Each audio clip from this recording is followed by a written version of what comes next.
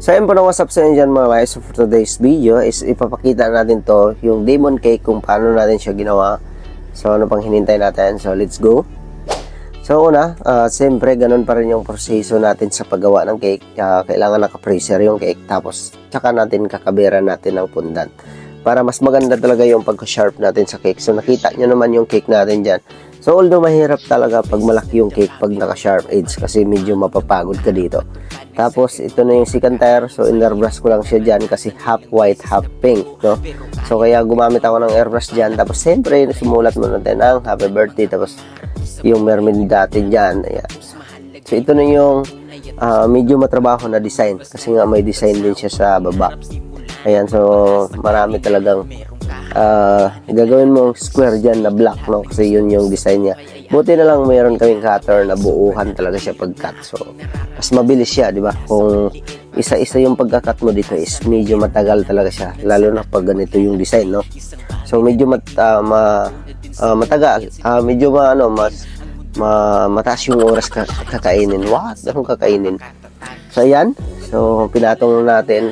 Gumamit tayo ng tissue kasi nga gumamit tayo ng airbrush pa, medyo basa pa yung cake, hindi natuyo yung in-airbrush natin. Tapos yung ididikit na natin dyan, yung bamboo tray.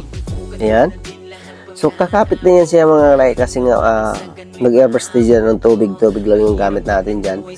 Kaya mas mabilis kumapit yung fondant, diba? So, ayan na. So hindi na tayo gumamit ng pangkadikit dyan. So ang gamit natin dyan is fondant din natin. Ayan. So, ganun lang, idikit-dikit mo lang. Mas maganda kasi kung nakaprepare na yung mga tupper mo lang, kung matrabaho yung cake, diba? So, kagaya nito, medyo, hindi naman siya komplikado. Medyo, ano lang siya. May, basta, yun na yun, matrabaho lang siya na design, no? Kasi, yung pag-cut pa lang ng black, pag-dikit, diba?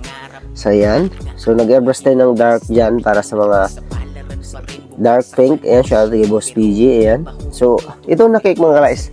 Ang expect ko dito is alas 3 pa yung delivery. So pagpasok ko, kasama pala ito sa i-deliver, kaya minamadali ko na. Tapos yan, so chinense ko yung yellow dyan sa baba.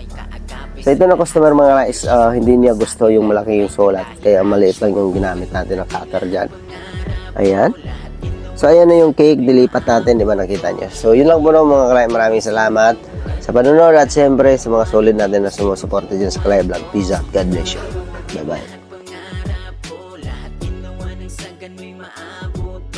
Mahirap man ang buhay, sinubukan ko. Lahat ginawa, hindi ko sinubukan to.